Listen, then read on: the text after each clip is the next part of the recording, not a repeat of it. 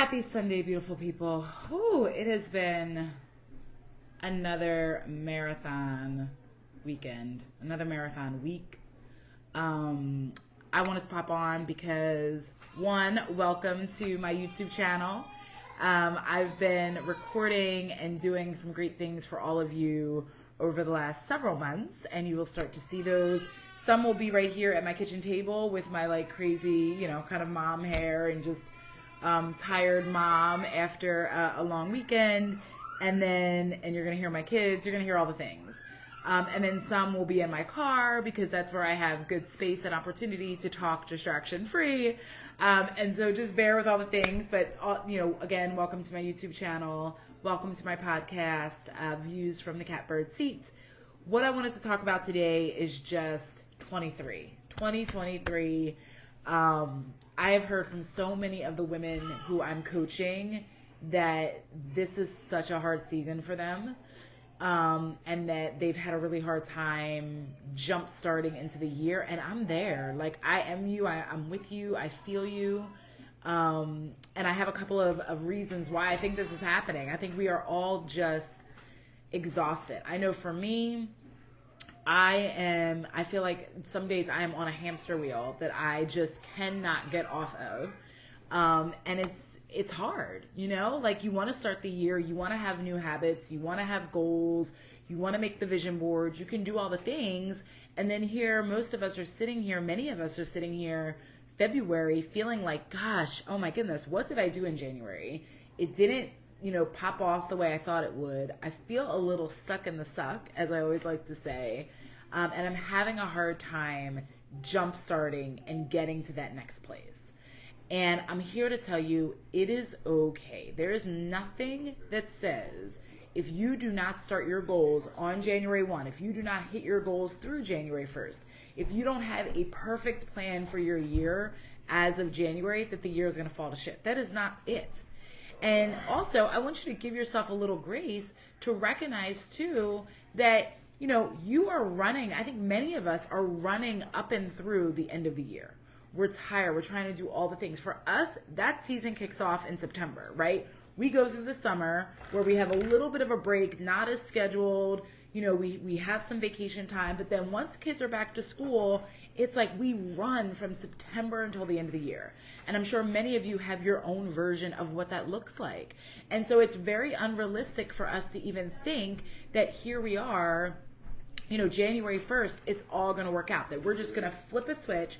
And from December 31st, after most of us have been running all year, that just because the calendar flips to January 1, that all of a sudden we've got a renewed mindset. We're ready to start the year strong. We're ready to build habits. We've got goals, and we're going to accomplish it all. And it leaves most of us, I know for me, it has left me feeling defeated in now just the first month of the year. We're into February, and I'm already like, gosh, I didn't hit my wellness goal as consistently as I would have liked to in January. I didn't hit my weight loss goal. I didn't do this. I didn't do that. And it's just a lot.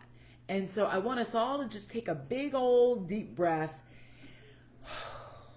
and release all of it. Because it's not fair to yourself and it's unnecessary. And I am there with you. It is okay to have a hard season. It's okay to say, I'm having a hard time finding my new rhythm. I know for me I'm struggling to even figure out what my new routine looks like. I've got 4 kids. I've got all the activities.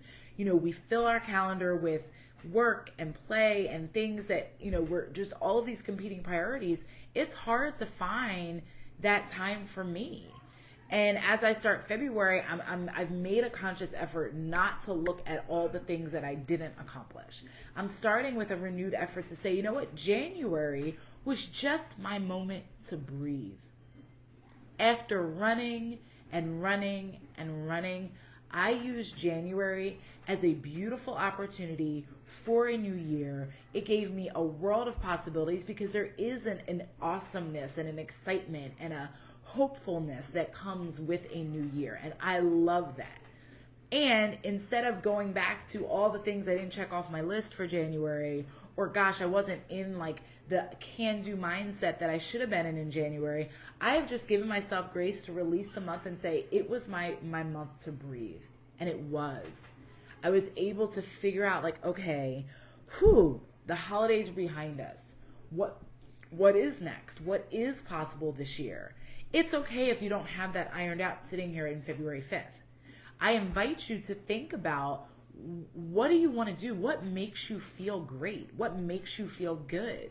And maybe you commit to a couple of small things rather than having these big audacious goals, all these lists, all these things that you want to do. Just how do you want to live in February? How do you want your body to feel? What do you want to do more of? What do you want to do less of, right? Maybe it's just making it through the day. Maybe it's just trying to stay in positive self-talk, right?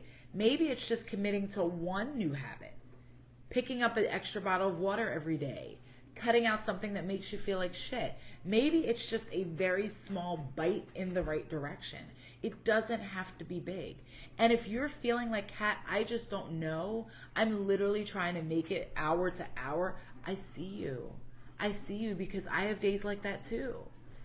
And it's oftentimes that I'm feeling that way because there is so much chaos in my life right now, right? It's good chaos, but it can be stressful and it can feel really heavy. And I know for me, I start to feel guilty because I'm like, oh my gosh, I should be able to do all of this. The reality is you don't have to.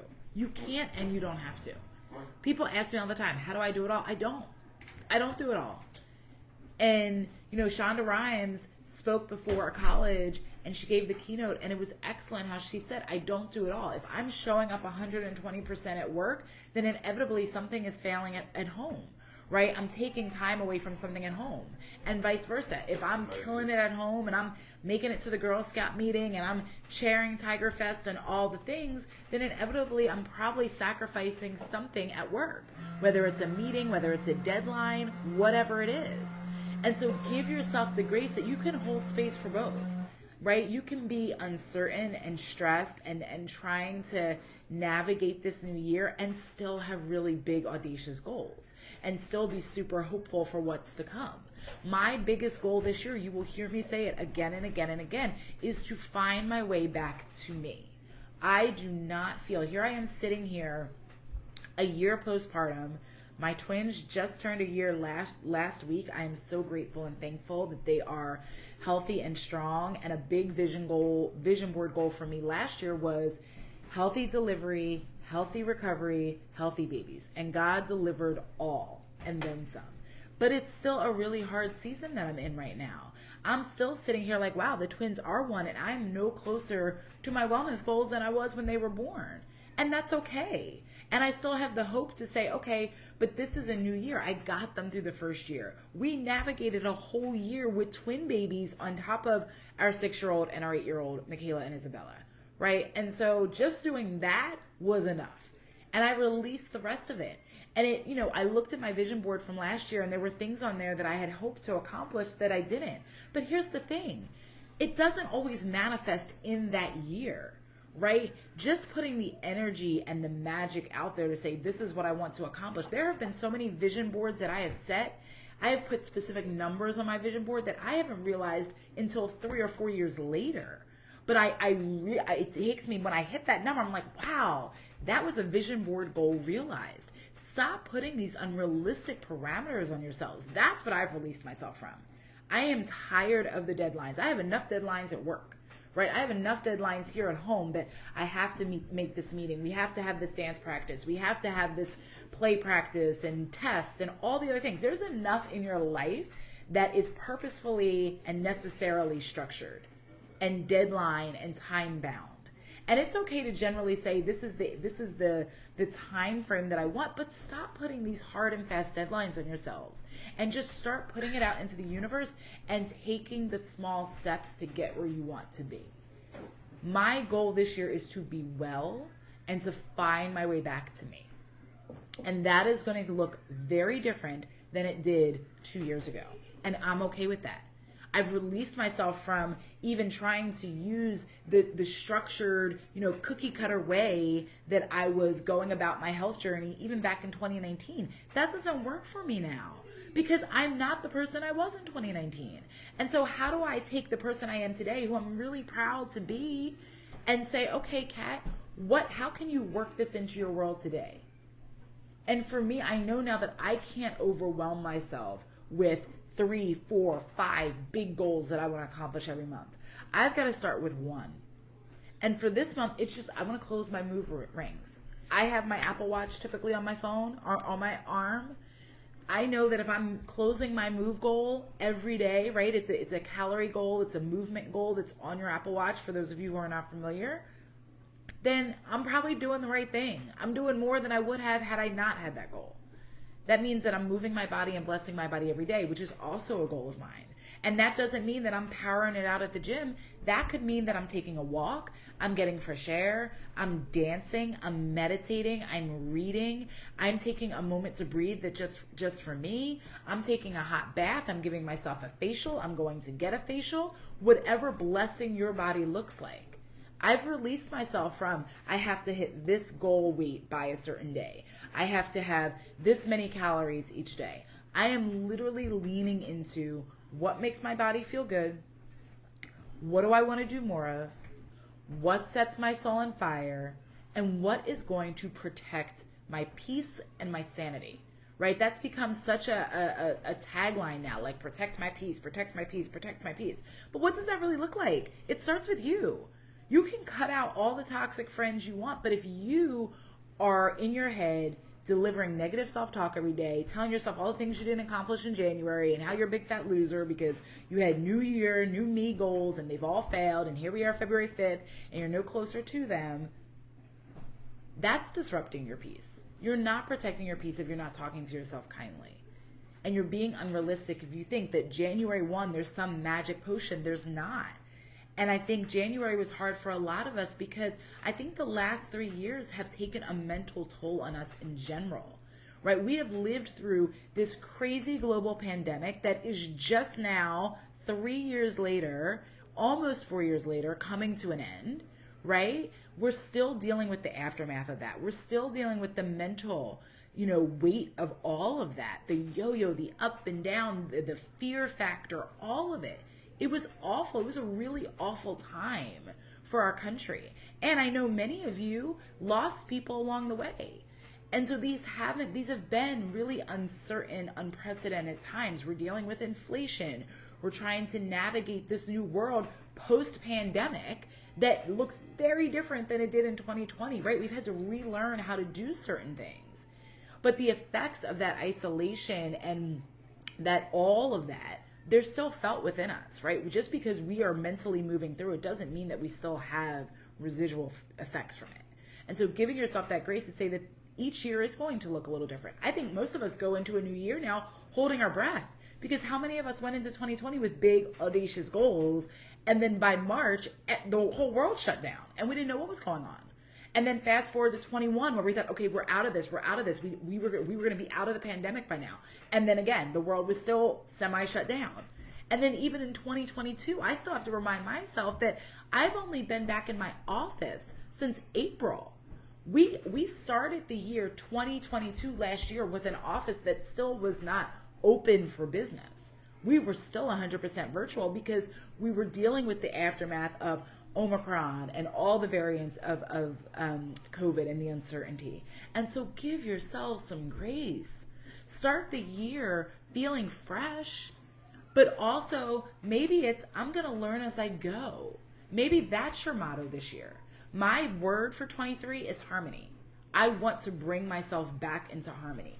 And for me, harmony is being in connection and an alignment with my soul and my body, fueling my body with what makes me feel good, eliminating things that make me feel like shit. And that means food, relationships, situations, media, anything that I digest, right? Really clearing good space for all of that. Taking time to be still and listen, right? If you're stuck, the best way to get unstuck is just get yourself still. If you feel like you are stuck in the suck and you're like, literally, I'm going to learn as I go. I'm going to create as I go along. I'm going to write my story as I'm living it. That's beautiful. That's beautiful. I'm going to wake up, right? It's okay to have some guardrails and say, generally, this is what I'm trying to accomplish this year. I think we all can stack hands and agree and say we want to get the most out of this life while we are here, right? We know that life is precious. We know that life is short, but it's also long. It's a journey. It's dynamic. It's not linear, right? Someone said the other day, like your career and your life is like a checkerboard, right? You can go up, you can go back, you can go side to side, right? It's dynamic. It's ever changing. You're going to be on your path and then you're going to have a fuck you moment. Like, oh my God, what the hell is happening? What just, something that you didn't expect is going to fly into your world and it's going to throw you completely off balance. Mel Robbins talked about that in a recent podcast. How do you work through those moments that throw you off your game? You have to give yourself that grace. And so how are you creating your story as you go? How are you writing your story along the way? How are you making yourself feel good every day? How are you giving yourself a goal that you can win every day? I'm going to wake up and I'm going to take care of myself in the morning. That means when my alarm goes off, I'm going to get up and I'm going to spend 20 minutes for me. People ask me about my morning routine and they picture me sitting in a corner with a candle and my notebook and my essential oils diffusing. And yeah, there were times for that 5 years ago. My morning routine looks nothing like that now. My morning routine looks like me pushing myself out of bed at 5:30 because I really want to sleep until 7 because I have so much broken sleep because the babies are up and they're not on a set regimented sleep schedule yet, even though we are trying our darndest to do it. Every night is different. And so I pull myself out of bed at 5:30 and then my morning routine really is whatever is in between 5:30 and 7:30 when I have to get the kids out the door, right? Some days I'm affirming myself while I'm brushing my teeth. Some days I'm setting my intentions while I'm washing my face. Like, okay, what are my intentions for the day? I don't always have time to sit in my quiet space with my candle lit and journal in my notebook. And that was discouraging me. And so I invite you to also think about, maybe it's not the habit that is failing you. Perhaps it is the way in which you are applying that habit to a different version of yourself. Are you trying to squeeze a habit or apply a habit to a version of yourself that does not exist anymore? How do you upgrade that habit? How do you enhance it? Maybe you break up with it. Maybe you say, you know what? That's not a habit that's going to serve me in this season. It worked 2 years ago. It worked 6 months ago. It worked last month. It doesn't work now. So how can I remix it? What's the new, what's possible, right? That's that growth mindset. What's possible? And it's okay to be figuring it out as you go. It is okay to just set the intention in the morning that I am going to bless my body. I am going to approach the day from a place of positivity. I choose joy today. I choose peace today. I choose comfort today. I choose growth today. I choose boundaries today, right? That could be your intention in the morning, and then let the day carry you through, right? Because just setting that one intention through the day is going to draw your attention, right? Your intention will draw your attention to those activities that align with that intention. It naturally starts to happen. It's going to happen even subconsciously. Just you saying, I choose joy today, when you start to go down a negative path, when you start to get into a gossipy text message chain with your girlfriends, when you start to aimlessly scroll on social media because you're desperately searching for something other than yourself, something that's going to make you feel better, you will catch yourself and reflect on, whoa, I'm choosing joy today. I'm not doing that. I'm choosing joy today. I'm going to drink my water. I'm not going to, fill my body with things that I know make it feel like shit, right? Because I'm choosing joy today, whatever that looks like. And so that's what I invite you to do. I think we are all trying to figure it out this year. And I think this is the first year post-pandemic where things are semi back to normal. And I think many of us feel like fish out of water. How do I navigate this? How do I find myself back to the old me, the pre-pandemic me? That you no longer exist. And so I invite you to think about, how can you serve yourself today? What can you do? What is a goal that you can win every day? And just start there. Don't start with where you want to be by summer. Don't start with where you want to be by March. Don't start with your list of 2023 goals. Start with one goal. Set an intention. I choose joy. I choose peace. I choose wellness. I choose progress. I choose growth. I choose healing. Whatever it is, I choose harmony. That's my thing. and then start to align baby steps to get there. What can you do today that helps you choose joy? What can you do today that helps you choose growth? What can you do today that helps you feel like the best version of yourself? What can you do? That's what I invite you to do. We are all in this together. It is okay if your mind is not in it yet. I've been there, and I feel it too. I still have days of sadness. I still have days of depression. I'm still combating a year of my twins being here. I am still combating postpartum anxiety and postpartum depression.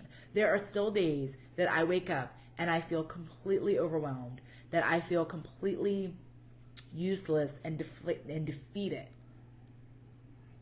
There are still days, that happens.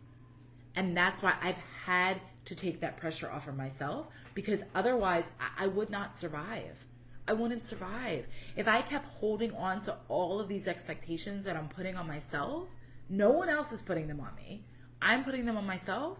That's not loving myself. That's not taking care of my current self. That's not blessing my future self. That's just creating a toxic environment for my body, for my mind. Give yourself some grace. Feel what you're feeling. And just take one step. Just do one thing. And say, this is not my season to be going to the gym at 5 a.m. This is not my season to be, cooking 5 meals a day or a week. This is not my season to be chasing the big time job. This is just my season to be still. To lean on God, to surrender to God and say, God, I'm here. Provide me the clarity on where you want me to go. When you are stuck in the suck, the best thing that you can do, I cannot reiterate this enough, is to be still. And that could be in the shower. That could be at night when you're sitting in bed. That could be in the morning. That could be just taking a minute wherever you are right now to just take a deep breath in, exhale out, and ask the universe for clarity. And whatever pops up for you, put it in your phone, write it down in a notebook, and then start to listen. Really, really listen. First of many, I love you. I'm so honored that you were here with me today. Please, please, please comment down below on more things that you want to hear from Cat Bird. All the views from the Cat Bird Seat are available on my YouTube channel and on my podcast, and we will talk.